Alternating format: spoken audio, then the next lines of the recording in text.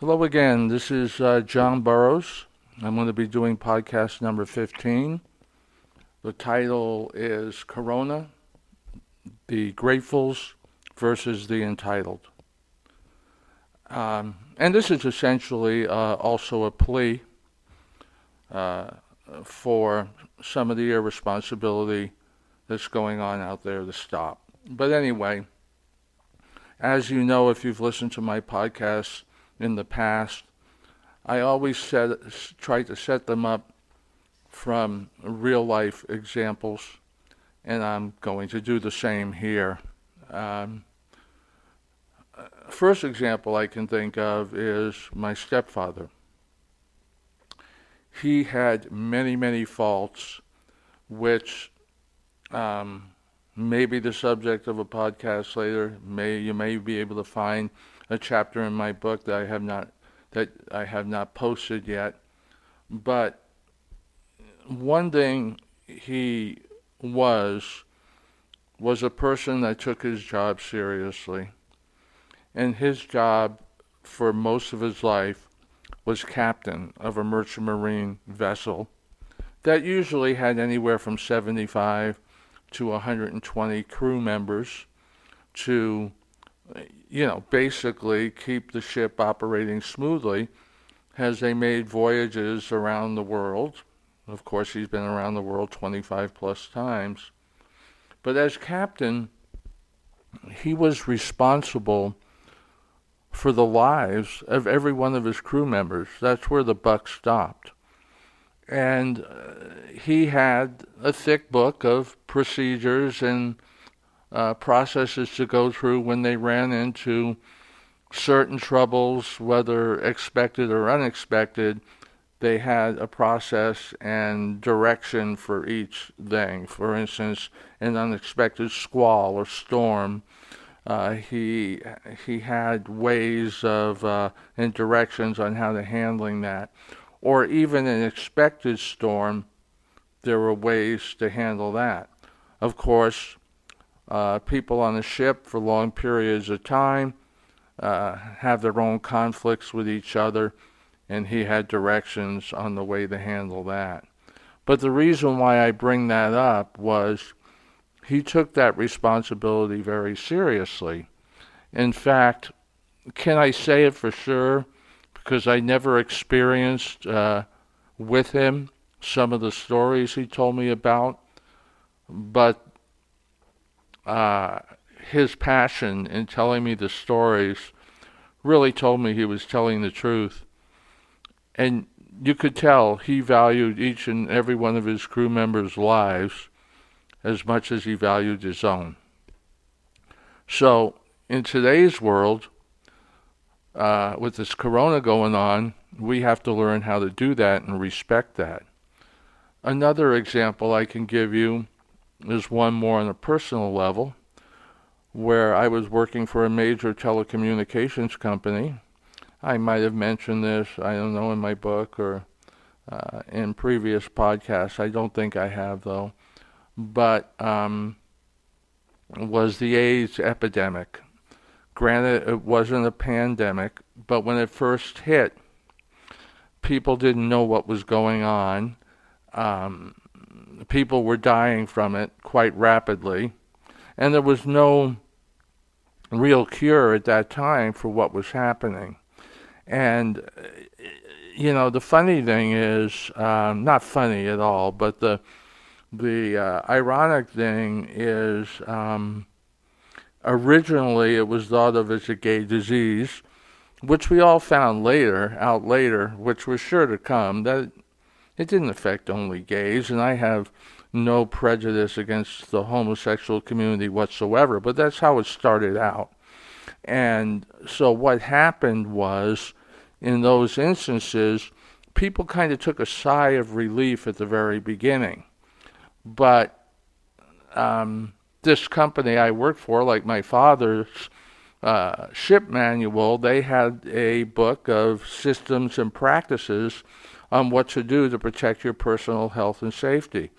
Everything, and I was a technician, so everything from testing the ground around a pole for maybe live electricity, how to climb a pole, how to grip a pole, what to do if you started sliding off the pole, what to do if you got stuck in a crawl space, what to do if you had to hang a drop wire across the street of a busy street in a particular neighborhood.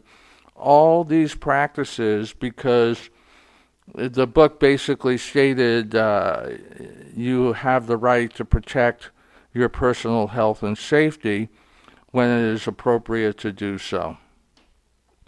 So at the very beginning of this epidemic, when we didn't know anything about AIDS other than people, the vast speculation was that for some reason, through gay bathhouses or wherever, it was being transmitted that way. Later on, we found out differently. But when that first happened, I could see the look of fear, not only in my own face when I looked in the mirror, but with people that, in my crew, a lot of people that I love and respect to this day. And we were in somewhat of a quandary because people had a right to telephone service. Now, we did pay telephones. This is long before cell phones. And pay telephones at the time was a $380 million cash cow. By today's standards, that would be about $3 billion.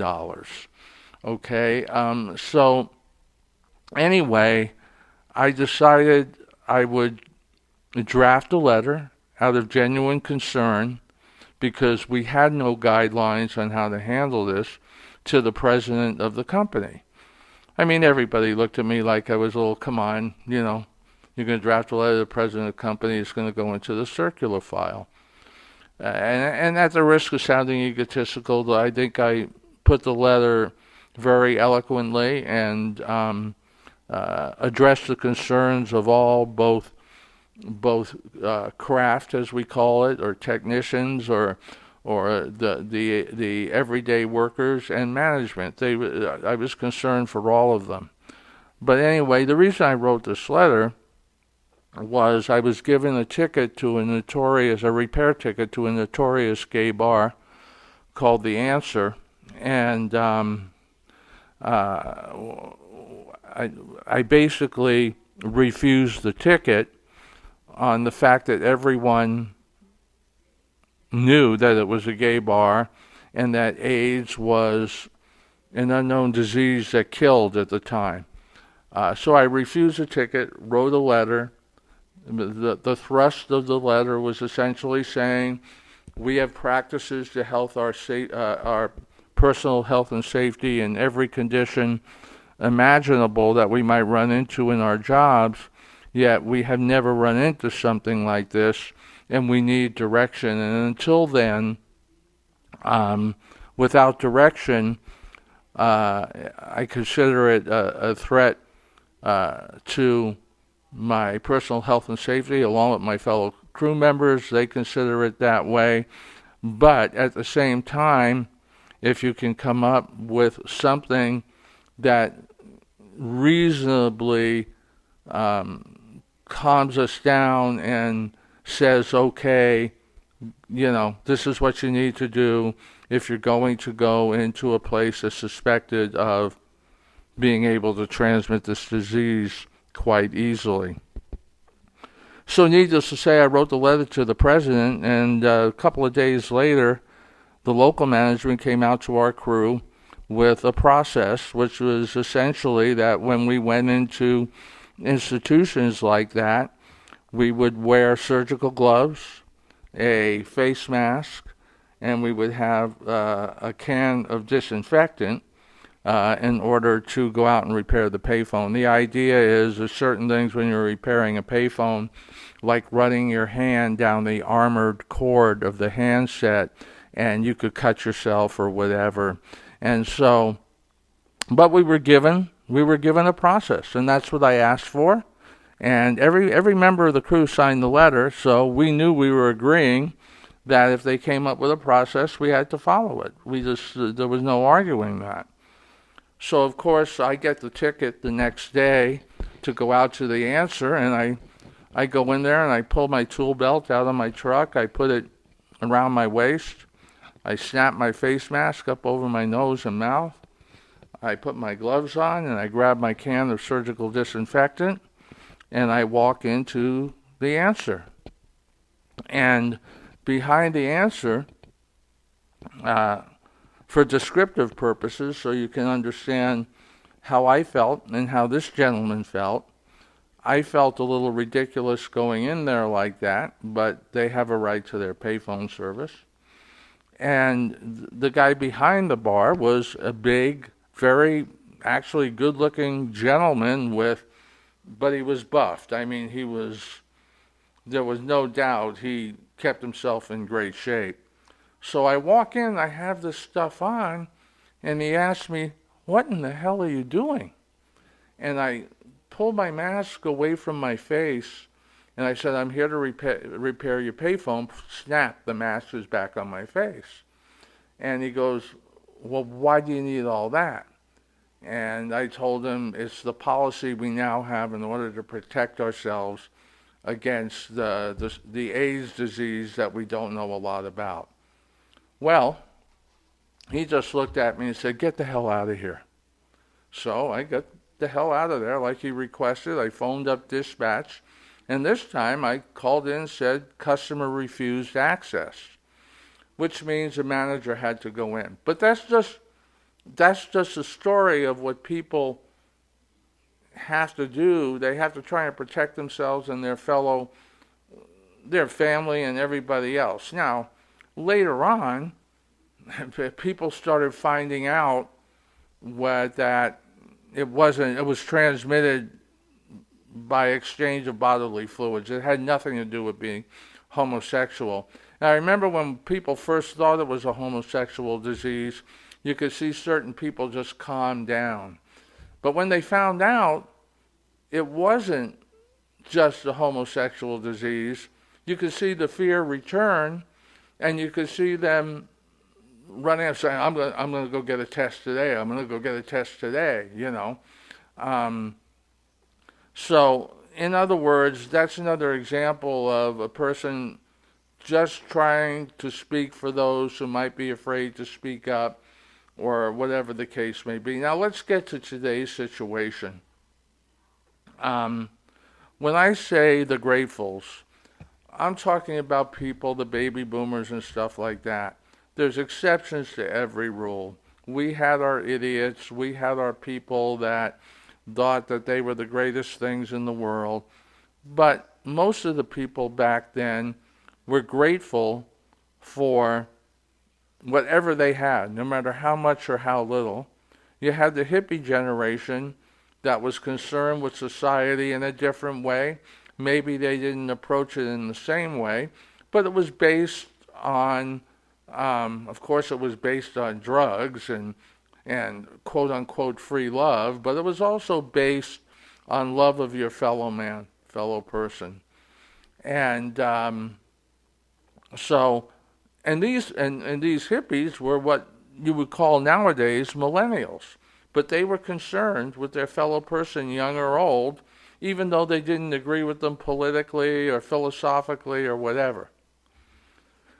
So now, thank God things are starting to be done about it, but I'm watching television one day, and I'm watching the Spring Breakers out on just totally disregard for the social distancing rule. They're out on the beach having a good time, which we all would do when we were teenagers, okay? And young adults, when we were millennials, essentially. And this one guy just boldly said to the camera in an interview, "I don't care about Corona. I'm gonna party and have a good time." Okay, well, we have never faced anything like this in our lifetime. We've faced other things that were serious, like AIDS, like SARS, like the Hong Kong flu way back when, all those things. But the problem with being young sometimes is forgetting logic. In fact, we begin to think we're invincible. And whatever you millennials out there think of us baby boomers, that has to be swept under the rug. We spoiled you. That might be part of our fault. And you criticize us for the situation you were in, but you have no problem holding your hand out when money's available. But you're also very charitable, and I recognize this. But here's what the problem is, and it's great to see now a lot of your heroes and icons are coming out begging and pleading with you to understand the seriousness of this. I remember a song, and this is why I'm talking about invincibility here. But I remember a song that was one of the most popular songs during the hippie days, and it was by a band called Steppenwolf. And to make my point, I'm just going to quote a lyric. It's get your motor running, get out on the highway, looking for adventure, no matter what comes our way. Well, that's saying no matter what comes our way means anything could be coming your way, but you're invincible. You'll be able to handle it. And that's not really true, but that's what you have a tendency to believe when you're younger. So essentially what I'm doing here is letting you know that I was a wild child, one of the worst of the worst, one of the most egotistical that has spent a lifetime of learning, and hope you can benefit from my life experiences and what other people are telling you. So for those of you who think you are invincible, you're not. In fact, there's some evidence that came out recently that is starting to affect younger people also more than they thought. So what I'm doing is making a plea that as information changes, whatever the soup of the day is, follow it. Social distancing, staying at home. If you're over a certain age, staying at home as much as possible, except to do the essential things. All the things you've been hearing over and over and over each day. And realize that in many cases you're going to be in situations where you're holed up. And just be creative and think about things you can do. I want to, because I think it can or may help you, but I'd like to refer you, which we always do, to my other page, which is simply called John Burroughs, and its icon is a golden old-style microphone. And on that page, it originally started out as a page of songs, because I used to be a singer, that I wanted to reinterpret my cover songs that I used to do back in the 60s and reinterpret it in my own way and feelings. Some of them are average, some of them are pretty good, some of them I'm pretty proud of. But I also have chapters from my life story in there. And that might be something that you may like, you may not like. The great thing is my life story is done in short stories, so you can move on if you don't like it. The songs I've done might bring back memories. They might motivate you to do what I'm asking. They also might motivate you to remember there are friends, there are family, and extended family, that we need to be a global team on this and stop this right now. And for those of you who are out there, and there will always be those of you who are out there, are going to take advantage of a crisis like this. We see it online, packs of toilet paper of 6 equals 24 rolls for only $50. Wow, that's taking advantage of it, okay? Things are going to start happening that where there's good, there's evil. So those people that do not have upstanding principles are going to try and take advantage of the situation. Now, I'm not sure if there's any way the justice system will be able to ever identify these people or take care of them according to law. And in no way do I constitute violence against anybody. But there are steps we can take for those who are putting humanity at risk, that if you know who they are, it's not a matter of violence or threats or anything like that. It's just a matter of ostracizing them from your circle of friends or your community, because what they are doing are, maybe it's out of fear, but it takes a lot of guts to take the next step and know that what you're doing could cost hundreds to thousands to tens of thousands of lives, and only one type of entity can provide you the impetus to do that, and that's the devil. So think about it and practice what's going on out there. I'm starting to get repetitive, so I need to stop this. But I do appreciate the people that are listening to me, and I hope that you will all take this to heart and do your best to become a good citizen, a good world citizen. Thanks very much. John Burroughs signing off. Please feel free to give me your opinions. Thanks again.